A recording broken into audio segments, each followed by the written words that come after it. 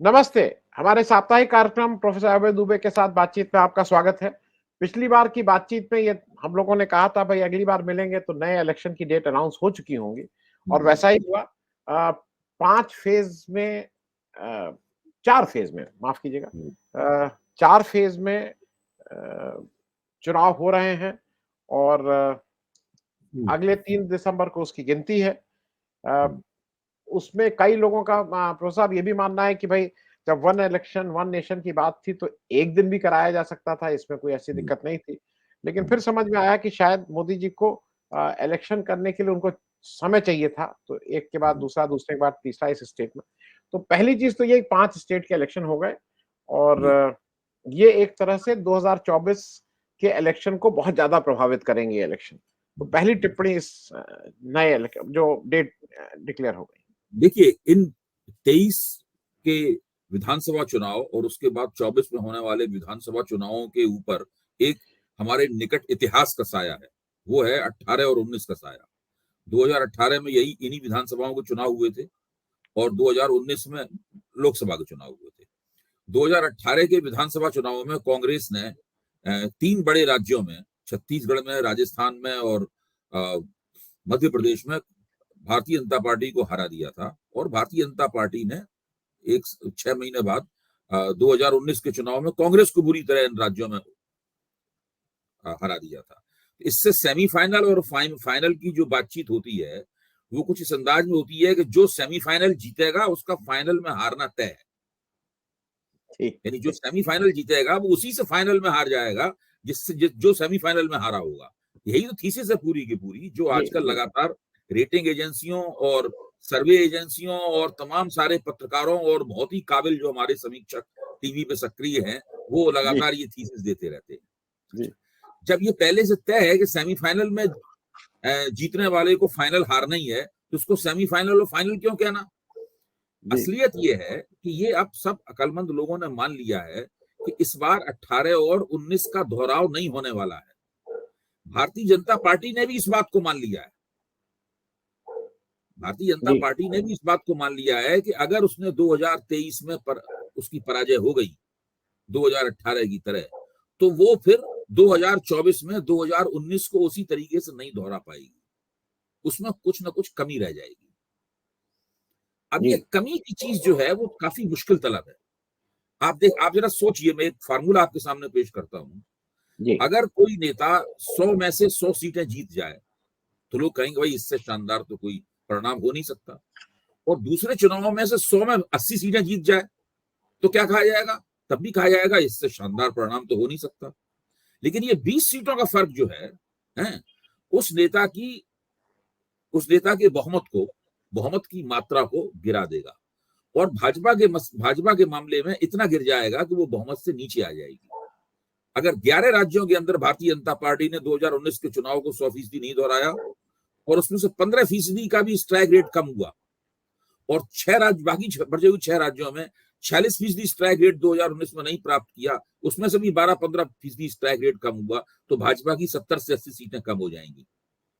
इसका मतलब यह है, 70 से 80 सीटें कम हो जाने का मतलब यह है कि भारतीय जनता पार्टी 250 के ऊपर आ जाएगी। उसके बाद भाजपा के सामने चैलेंज ये होगा कि एनडीए में जो उसके अन्य दल होंगे वो अन्य दल उन सीटों की भरपाई कर पाते हैं कि नहीं कर पाते हैं। मौजूदा एनडीए का किरदार ये है कि अन्य दल मुश्किल से 5 या 10 सीटें भी नहीं जीत सकते। ऐसी हैसियत उनकी दिखाई नहीं पड़ रही। जी, तो जी, भारतीय जनता पार्टी के लिए उस सूरत में बहुमत का जुगाड़ एनडीए के सहयोग से करना मुश्किल होगा। वो चाहे तो बीजू जनता दल के जरिए जुगाड़ कर सकती हैं, वो चाहे तो वाईएसआर रेड्डी के जरिए जुगाड़ कर सकते हैं, वो चाहे तो चंद्रशेखर जी, राव के जरिए जुगाड़ कर सकते हैं। वो ये इधर इधर से जुगाड़ वो कर सकते हैं। वो कर पाएंगे नहीं कर पाएंगे ये भविष्य के गर्भ में है। मैं तो केवल एक हाइपोथेटिकल सिचुएशन के बारे में बात कर रहा था। तो जब भाजपा को ये यकीन हो गया है पूरी तरीके से कि हम अगर 2023 पहले की तरीके से हार गए तो फिर 2024 में हम 2019 दोहरा नहीं पाएंगे और हमारा टास्क बहुत बड़ा हो जाएगा, हमको बहुत मुश्किलें होंगी। इसलिए भाजपा पूरी कोशिश कर रही है कि 2023 में वो 2018 की तरह ना आ रहे। जी, जी, इसके लिए वो अपने सांसदों को उतार रही है, इसके लिए वो अपने मंत्रियों को उतार रही है, इसके लिए वो अपने वो राष्ट्रीय महासचिव को उतार रही है और ये नीति सब जगह अपना रही है। दूसरे, उसने नरेंद्र मोदी को सारे स्थानीय जो नेता हैं उन सबको बेंच पे बैठा दिया है। चाहे मौजूदा मुख्यमंत्री हो आपके मध्य प्रदेश के शिवराज सिंह चौहान, चाहे निवर्तमान मुख्यमंत्री हो वसुंधरा राजे सिंधिया या रमन सिंह या और कोई नेता नहीं है, सब जगह नरेंद्र मोदी जी चुनाव लड़ रहे हैं भाजपा की तरफ से। इस तरह नरेंद्र मोदी जी एक तीर से दो शिकार करना चाहते हैं। पहला शिकार कर्नाटक और हिमाचल की हार के बाद ऑर्गेनाइजर में जो लेख लिखा था उसमें राष्ट्रीय स्वयंसेवक संघ ने उन्हें नसीहत दी थी कि केवल मोदी जी के करिश्मे से नहीं होगा, आपको स्थानीय स्तर के नेता विकसित करने होंगे। मोदी जी कह रहे हैं हमारे ठेंगे पर, हम किसी स्थानीय स्तर के नेता की परवाह नहीं करते, चाहे वो कोई हो, मौजूदा मुख्यमंत्री हो या पूर्व मुख्यमंत्री हो, पार्टी अध्यक्ष हो, कोई हो, हम किसी की परवाह नहीं करते, हर जगह मोदी जी ही चुनाव लड़ेंगे, मोदी जी का करिश्मा हर जगह रहेगा। राष्ट्रीय स्वयंसेवक संघ को चाहिए कि वो अपनी सलाह अपने पास रखे, हमें इससे कोई मतलब नहीं, हम अपने तरीके से चुनाव लड़ेंगे। ये मोदी जी का सीधे सीधे संघ को चैलेंज है। दूसरा शिकार वो क्या कर रहे हैं कि वो इन चुनावों को लोकसभा चुनावों के रिहर्सल की तरह इस्तेमाल कर रहे हैं। वो वोटरों से कह रहे हैं ये जहां हमारा चेहरा, ये वही चेहरा है जो 6 महीने बाद आप फिर देखेंगे लोकसभा चुनाव में, तो आप देख लीजिए। मतलब ये पूरा, मुझे लगता है कि ये पूरा का पूरा मामला है। राष्ट्रीय स्वयंसेवक संघ को ये संदेश स्पष्ट रूप से उन्होंने दे दिया है कि हमें आपकी राय की कोई जरूरत नहीं है। आप दूसरे जो संस्कार भारती के जरिए और भारतीय युवा मोर्चा के जरिए और स्वदेशी जागरण मंच के जरिए जो आप वनवासी कल्याण आश्रम के जरिए जो आपको काम करना है वो आप करते रहिए, शिशु मंदिरों के जरिए जो काम करना हो करते रहिए। चुनावी राजनीति है, सत्ता का जो खेल है वो मैं करूंगा, अपने हिसाब से करूंगा, अपने करिश्मे पे करूंगा। भाजपा की रणनीति मोदी से शुरू होती है और मोदी पे ही खत्म होती है, और इसके अंदर कोई बीच में नहीं आने वाला है, और ऑर्गेनाइजर का एडिटोरियल तो बिल्कुल नहीं आने वाला। जी तो साहब मैं मध्य प्रदेश, राजस्थान इस पे हूं। इससे पहले एक राज्य में मुझे एक चीज खटक रही, मिजोरम में मोदी जी कैसे जाएंगे, क्योंकि मिजोरम के मुख्यमंत्री पूरा चुनाव मणिपुर समस्या को लेकर लड़ रहे हैं, वहां की कुकी का जो है। अब मोदी जी जाएंगे तब मुश्किल, नहीं जाएंगे तो मुश्किल, जाएंगे तो क्या बोलेंगे। मणिपुर की वजह से ही एमएनएफ के खिलाफ एंटी इनकम्बेंसी है वहां पर।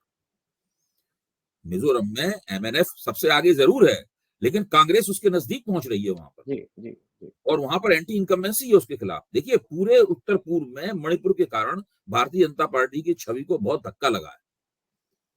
अब मणिपुर वैसा नहीं रहा भारतीय जनता पार्टी के लिए जैसा पहले हुआ कर, उत्तर पूर्व वैसा नहीं रहा। तो मणिपुर की वजह से वहां पर बहुत इनकी छवि को धक्का लगा है, और इसका खामियाजा ये लोग थोड़ा बहुत लोकसभा चुनाव में भी उठाएंगे। नहीं तो मोदी जी जाएंगे कि नहीं जाएंगे, मैं ये पूछ रहा हूँ। नहीं आएंगे, मणिपुर नहीं आएंगे, नहीं जाएंगे। मतलब मेरा अंदाजा है कि नहीं आएंगे, जाने के लिए जा सकते हैं। मुझे भी लगता है मिजोरम नहीं जाएंगे, मिजोरम नहीं आएंगे। अब मैं प्रो साहब एक और चीज पे आ रहा हूँ। राजस्थान को लेके मतलब एक अटकल ये चल रही थी कि भाई छत्तीसगढ़ कांग्रेस का बहुत स्ट्रांग, मध्य प्रदेश के बारे में ये कहा जा रहा था कि उसने बहुत गेन किया है कांग्रेस ने। राजस्थान के बारे में राहुल गांधी ने भी कहा था कि उनकी चारों सीटों के, मतलब 4 राज्य जो इधर के बचते हैं मिजोरम को छोड़ के, उसमें उन्होंने यहाँ के लिए भी कहा था कि नहीं we will fight it back. मतलब उन्होंने वो उस तरह का कॉन्फिडेंस नहीं था। लेकिन उस दिन जो सर्वे अब आए हैं उसमें तो दिखाया जा रहा है कि नहीं, कांग्रेस बहुत पीछे है और बीजेपी बिल्कुल सरकार बना ही रही है। 3 तरह की बातें हो रही है राजस्थान के बारे में। एक तो वो सी वोटर का सर्वे है जिसके अंदर दिखाया जा रहा है कि बीजेपी एक क्षेत्र को छोड़ के राजस्थान के बाकी सभी क्षेत्रों में कांग्रेस से काफी आगे है।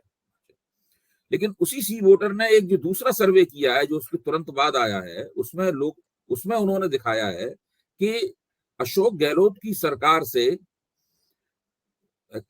के काम से जो बिल्कुल संतुष्ट हैं उन लोगों की संख्या, और जो लोग अपेक्षाकृत संतुष्ट हैं उन लोगों की संख्या अगर देखें तो वो 65% से ऊपर चली जाती है। तो एक ऐसी सरकार जिसके खिलाफ किसी ऐसा मुख्यमंत्री और ऐसी सरकार जिसके खिलाफ कोई एंटी इनकम्बेंसी ना हो, वो सरकार कैसे हारते हुए दिख रही है, प्रश्न इस बात का। ये सवाल है ना कि वो सरकार कैसे हारते हुए दिख रही है। उसका एक तर्क हो सकता है कि जो स्थानीय विधायक हैं उनके खिलाफ काफी एंटी इनकम्बेंसी हो। उस एंटी इनकम्बेंसी को पलटने का तो कांग्रेस के पास मौका है, अगर वो तर्क सही है। अभी तो उम्मीदवार घोषित नहीं हुए, अभी तो भाजपा ने उम्मीदवार घोषित किए हैं, कांग्रेस ने तो नहीं किया उम्मीदवार घोषित। तो कांग्रेस अगर चाहे तो अगर वो 60 या 70 एमएलए के टिकट काट सकती है, बदल सकती है कांग्रेस, तो वो एंटी इनकम्बेंसी को कम से कम 50 to 60% या 70% उसको मंद किया जा सकता है। अब ये अलग बात है कि वो काट पाएंगे कि नहीं काट पाएंगे, गहलोत साहब के उसमें है कि नहीं है ये एजेंडे पे उनकी टिकट काटना। क्योंकि गहलोत को कुछ पत्रकारों ने मिलकर सुझाव भी दिया है, मैं उन पत्रकारों को जानता भी हूँ जो गहलोत से गए और उनको सुझाव दिया कि भाई अगर आपको चुनाव वास्तव में जीतना है और आपने इतनी जो कल्याणकारी योजनाएं निकाली हैं, इसका अगर आपको सकारात्मक फायदा उठाना है तो आपको ये जो एमएलए के खिलाफ एंटी इनकम्बेंसी है इसको आपको टैकल करना पड़ेगा। वो एंटी इनकम्बेंसी इसलिए हो गई कि पायलट की वजह से गहलोत के ऊपर लगातार तलवार लटकती रही, तो उन्होंने एमएलए को जो है वो कोई उनसे जवाब तलबी नहीं की, उनके कान नहीं कसे और उनकी वो सख्तियां नहीं की, और एमएलए सरकार बचाने के लिए उनके ऊपर निर्भर हो गए, उनको जो मन में आए करने की छूट दे दी गई। तो एमएलए ने परिस्थिति का फायदा उठाया और उनके खिलाफ नाराजगी बहुत सारी जमा हो चुकी है अब तक। और अब अगर किसी से कहते हैं गहलोत साहब के ये आपने क्या किया, तो लोग कहते हैं अरे आपकी सरकार भी तो हमने बचाई आपकी। तो अब ये कांग्रेस आला कमान को और गहलोत को मिलकर तय करना है कि इस समस्या से कैसे निपटें। ये एक तथ्य है, कांग्रेस के समर्थक भी इस बात को मानते हैं कि राजस्थान में जो कांग्रेस के मौजूदा विधायक हैं उनमें से बहुतों के खिलाफ काफी जनता की नाराजगी है, और वो जनता की नाराजगी दूर नहीं अगर की जाएगी तो निश्चित रूप से कांग्रेस को चुनाव में गहलोत की अच्छी इमेज और पार्टी की सरकार की अच्छी इमेज के बावजूद नुकसान उठाना पड़ सकता है। जी जी ये स्थिति राजस्थान में है, जी लेकिन ये नुकसान ऐसा नहीं है जो कि जिसका निराकरण न किया जा सके या जिसमें कोई संशोधन न किया जा सके। दूसरे बहुतों को मानना यह है, खुद भाजपा आला कमान, खबरें ऐसी आई हैं, उनका भी मानना है कि वसुंधरा राजे को अगर मतलब वसुंधरा राजे के बारे में उन्होंने ये एक आकलन किया था कि अगर इनको चेहरा बना के लड़ते हैं तो क्या नुकसान होगा, और चेहरा नहीं बनाते हैं तो क्या नुकसान होगा, कौन सा नुकसान ज्यादा बड़ा होगा। तो उन्होंने पाया कि अगर वो चेहरा बना के लड़ते हैं तो नुकसान ज्यादा हो सकता है, ऐसा आला कमान का मानना है। जी जी हाँ, तो वो जो आला कमान का ऐसा जो मानना है उसके पीछे ये है कि अगर वसुंधरा राजे को बनाते हैं तो उनके खिलाफ जो तमाम सारी लॉबीज हैं वो काफी नुकसान करेंगी, और अगर नहीं बनाते हैं उनको चेहरा तो केवल वही नुकसान करेंगी। उसके बारे में मानना था कि 10 या 12 सीटें ऐसी हैं जिनके अंदर वो नुकसान कर सकती हैं, तो इसका भी फायदा जो है वो कांग्रेस को होगा। तो मैं अभी नहीं मानता कि कांग्रेस के राजस्थान में कांग्रेस का जो केस है वो अभी इतना कमजोर हो गया है कि इससे कांग्रेसियों को हतोत्साहित होना चाहिए। मेरे ख्याल से कांग्रेस के पास मौका है, क्योंकि उनके पास एक स्ट्रॉन्ग लीडर है अशोक गहलोत के रूप में, जिसकी सरकार की छवि भी बहुत अच्छी सरकार की छवि। सब लोग कह रहे हैं कि गहलोत की सरकार की छवि अच्छी है, वहां के पत्रकार लोग भी कह रहे हैं, कि जो भी फैसला होगा बहुत ही नजदीकी फैसला होगा। किसी भी एक पार्टी को 10 ज्यादा सीटें मिलेंगी, 10-15 सीटें ज्यादा मिलेंगी, दूसरे को 10-15 सीटें कम मिलेंगी, जो जीते जो हारे। अच्छा, अब एक और चीज बात आ रही है कि तेलंगाना के बारे में एक और नए तरह का एक लोग वो कर रहे हैं, वो कह रहे हैं क्योंकि संजय सिंह जी और मनीष सिसोदिया जी को यहाँ गिरफ्तार किया गया है, तो उसका निश्चित रूप से लोगों की एक सिंपैथी आम आदमी पार्टी के प्रति हो रही है, क्योंकि ये दोनों लोगों की इमेज ऐसी नहीं थी कि ये कोई लोग इनसे गुस्सा हो। उसी तरह से चंद्रबाबू नायडू भी बहुत दिनों से वहां जेल में है, तो एक लोगों का ये भी मानना है कि उसका एक तेलंगाना में लोगों का गुस्सा शायद वो होगा, क्योंकि ये माना जा रहा है कि केसीआर और वाईएसआर और ये लोग मिलके और बीजेपी मिलके एक धुरी बन रहे हैं, तो उसका शायद कुछ गुस्से के रूप में वोट केसीआर से कुछ वोट भाग सकते हैं। इस तरह की भी एक थ्योरी हो रही है। मैं तेलंगाना के बारे में, इसमें मेरी थीसिस थोड़ी सी अलग है। मेरी थीसिस ये है कि तेलंगाना के चुनाव को काफी ज्यादा जिस चीज ने प्रभावित किया है, और भारतीय जनता पार्टी को भी के संगठन को भी प्रभावित किया है, और भारत राष्ट्र समिति के संगठन को भी प्रभावित किया है, वो इस खबर ने प्रभावित किया है कि भाजपा के आला कमान और के चंद्रशेखर राव के बीच में एक खुफिया गठजोड़ हो गया है। उस गठजोड़ के कारण कविता का नाम, जो दिल्ली के तथाकथित शराब घोटाले के जो अभियुक्त हैं, उन अभियुक्तों की सूची में से तकरीबन व्यवहारिक रूप से निकाल दिया गया है। अब ना उनके पास ईडी जा रही है, ना उनके पास सीबीआई जा रही है, उनके पास कोई नहीं जा रहा है। उनके ऊपर जितना भी दबाव उनके ऊपर था, वो दबाव दरअसल हटा लिया गया है। ये इन दोनों के बीच में गठजोड़ हो गया, और ये गठजोड़ बहुत दिनों से पक रहा था। इस गठजोड़ के लिए भाजपा ने ये तक किया कि उनके जो तेलंगाना के अध्यक्ष थे, जो एक पिछड़े समुदाय के सदस्य थे, उन्होंने बड़े ही मिलिटेंट तरीके से संघर्ष करते हुए पिछड़े तेलंगाना के 50% से ज्यादा जो पिछड़ा समुदाय है उसके बीच में भाजपा की पैठ बनाई थी और भाजपा तेजी से सांगठनिक दृष्टि से उभर रही थी, उनको वहां से हटा लिया और उनको हटा के दिल्ली में दे दी और बाद में और उनको शंकर रेड्डी को उन सारी बागडोर सौंप दी। तो इस चीज का दोनों की छवि के ऊपर खराब असर हुआ और कांग्रेस को उसका फायदा हुआ।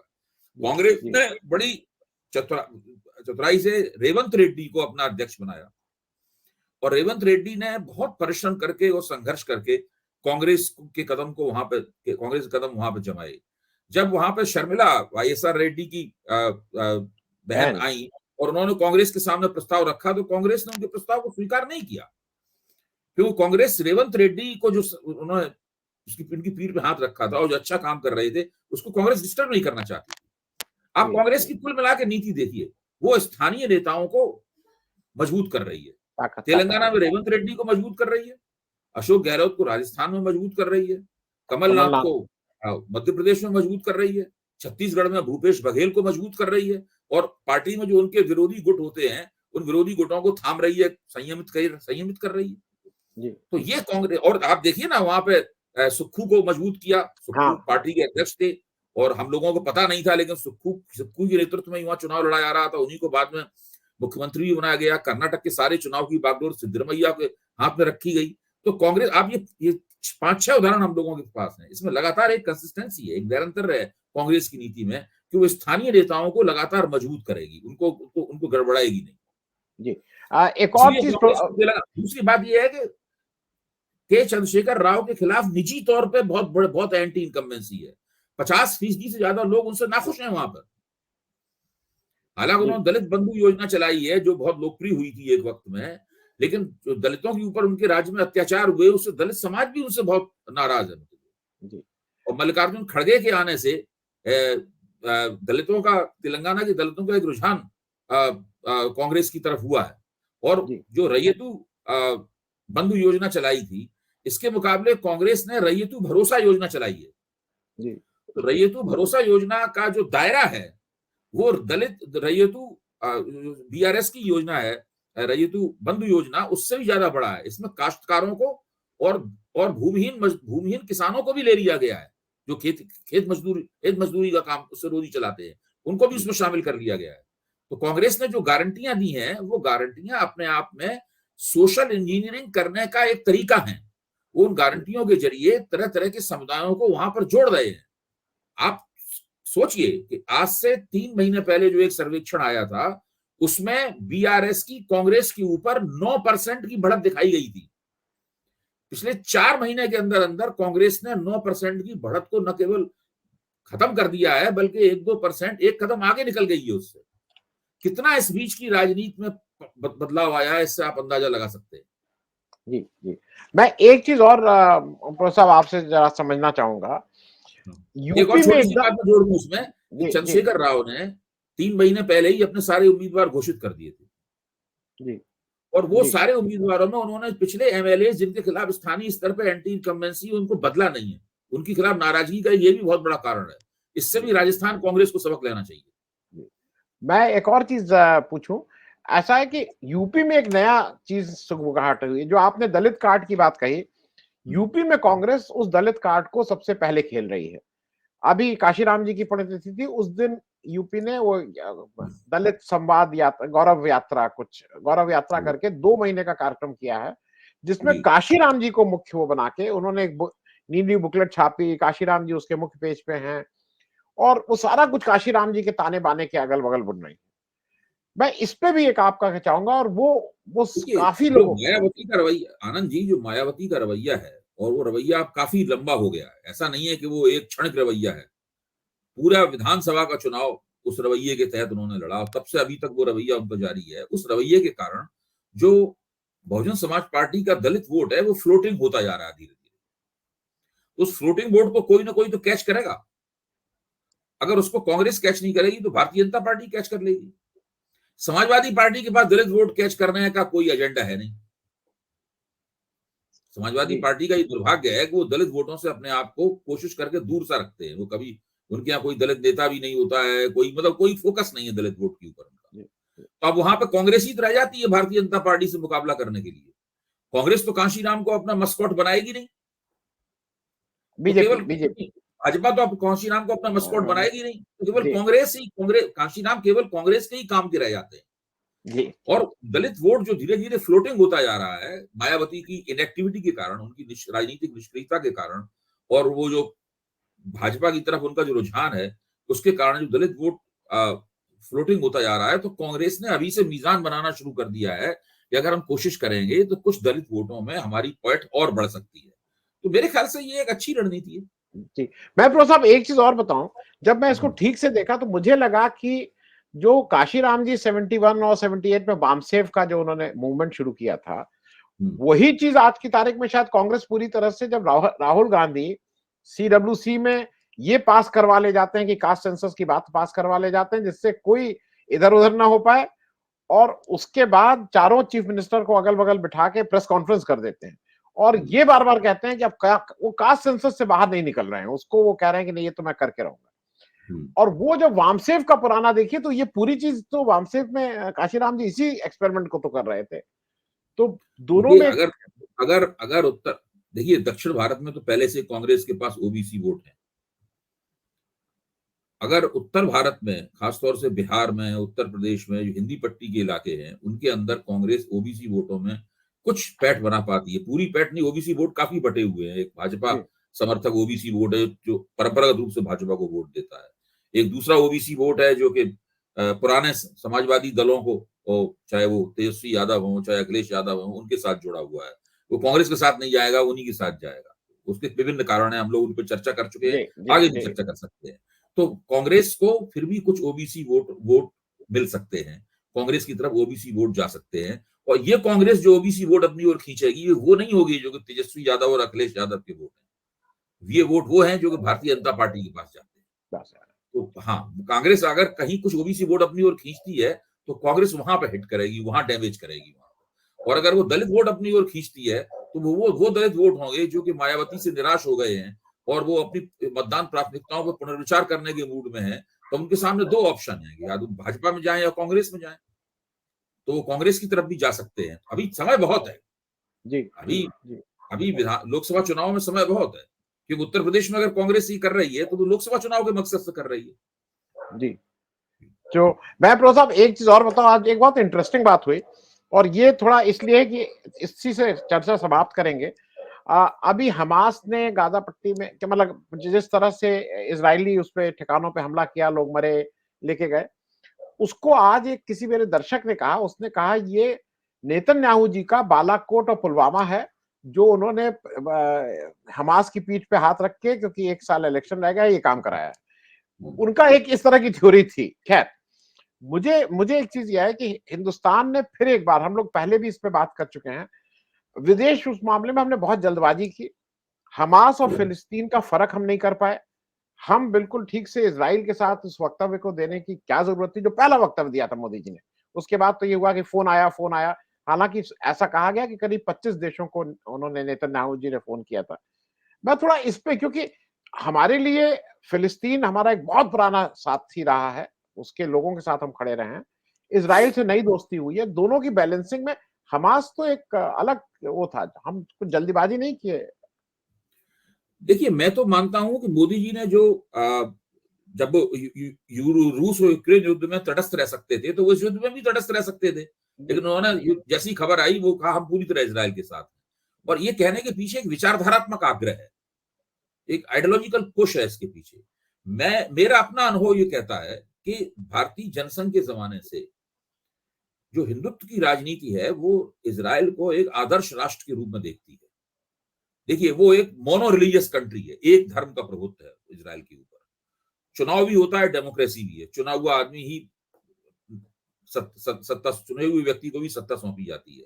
इसके साथ में मिलिट्री के ऊपर बहुत फोकस है, सीक्रेट एजेंसियों के ऊपर बहुत फोकस है, उस पर एक अनुशासित और नियमबद्ध समाज बनाने के ऊपर बहुत फोकस है, और पूंजीवाद के ऊपर जबरदस्त फोकस है, और उग्र राष्ट्रवाद है, जियनवाद जिसको कहते हैं हम लोग हैं, वो है। तो वो इजराइल को बहुत पुराने जमाने से, बचपन में मेरे घर पे आते थे जनसंघ के लोग, पिताजी से बातचीत वगैरह करते थे, तो वो कहते थे इजराइल में राष्ट्रवादी भावना बहुत प्रबल है। और जैसे ही जनता पार्टी की सरकार बनी थी 1970 में, ये सुब्रमण्यम स्वामी वगैरह इजराइल की यात्राएं करने लगे थे और उनकी तस्वीरें वगैरह इजराइल के नेताओं के साथ छपने लगी थी। और जब 68 में जो 6 डे वॉर हुआ था, इसमें ब्लिट्सक्रिग करके इजराइल के वायुसेना ने मिस्र की वायुसेना को उनके अड्डों पे ही तबाह कर दिया था, हवाई जहाजों को उड़ने नहीं दिया था। तो इस देश में सबसे ज्यादा इस पूरे घटनाक्रम से जनसंघ के लोग जोश में आए थे, बहुत ज्यादा हिंदू राष्ट्रवादी थे, बहुत जोश में आए थे। तो भारत तो इजराइल से बहुत बड़ा है, तो भारत को इजराइल में बदला तो नहीं आ सकता, लेकिन उनकी कोशिश भारतीय समाज को इजराइल की दशा में ही पुश करने की है। इजराइल जैसी सोसाइटी ही बनाना चाहते हैं। तो इसलिए ये एक बहुत विचारधारात्मक एक जो रिफ्लेक्स में मोदी जी ने कहा, मैं उसको इस रूप में देखता हूं कि उनकी विचारधारा को और हिंदुस्तान में जो प्रोजेक्ट चला रहे हैं उसके लिए इजराइल का एक नमूने के तौर पे, उदाहरण के तौर पे इजराइल की अहमियत बहुत है। जी, मैं साहब एक चीज और पूछना चाहूंगा, इजराइल के बारे में मुसैद है, इजराइल के पास हमें उसने पेगासस दिया था, बहुत पुराना लोग कहते हैं, उसके पास तो पेगासस का भी कुछ ग्रैंडफादर है, सब कुछ है। अब दो लोग कह रहे हैं, एक लोग ये कह रहे हैं कि साहब ये सब होते हुए भी हमास ने ये सब कर दिया, दूसरे लोग ये कह रहे हैं नहीं नहीं, नेतन्याहू ने कराया क्योंकि ये सब होते हुए भी पता था इसलिए कराया। मैं जरा इसमें ये सब होने के बाद भी कैसे मैं थोड़ा कॉन्स्पिरेसी थियरी में कम यकीन करता हूं। मैं तो नहीं मानता कि ऐसी कोई इस तरह की कोई कॉन्स्पिरेसी कर सकता है या उसको एग्जीक्यूट कर सकता है या उसको अंजाम दे सकता है, बहुत मुश्किल होता है इस तरह की थियरी करना। हाँ, तो कॉन्स्पिरेसी नहीं है। मेरा मानना यह है कि इजराइल की जो अंदरूनी स्थितियां थी वो इस वक्त बहुत मजबूत स्थिति में वो नहीं थे, अंदर से एक संघर्ष था, और उस परिस्थिति में कुछ वहां की जो खुफिया एजेंसियां हैं, शिन बेट और मोसैड हैं, तो शिन बेट और मोसैद की तरफ से भी कुछ कमी उसमें रही। इस बीच में मैंने मोसैड के एक पूर्व जो अध्यक्ष थे, रिटायर्ड हो चुके हैं, उनका एक इंटरव्यू पढ़ा उन्होंने। तो वो मानते हैं कि हमसे हमास के इरादों को समझने में, उसका पूर्वानुमान लगाने में गलती हुई है, और हम इसकी जांच करेंगे हमसे क्यों गलती हुई है, लेकिन ये जांच जरा बाद में करेंगे, पहले जरा हमास से निपटेंगे। तो वो तो निपट रहे हैं मजबूती के साथ। मुझे लगता है कि वो हमास को ध्वस्त किए बिना शांत होंगे नहीं, वो बिल्कुल वहां पहुंचा देंगे जब 15 केवल नाम मात्र का रह जाएगा वो संगठन। जी प्रो साहब बहुत बहुत धन्यवाद, और अगले जब हम लोग बात करेंगे तब तक शायद सबकी लिस्ट आ चुकी होगी, क्योंकि बहुत सा ये है, कोई कह रहा है कि नहीं नहीं ये अभी जब बीत जाएगा और नवरात्र शुरू होगा तब लिस्ट जारी करेंगे, अलग अलग तरह की अटकलें हैं। चलिए, जब भी लिस्ट होती है। थैंक यू सो मच, बहुत बहुत धन्यवाद।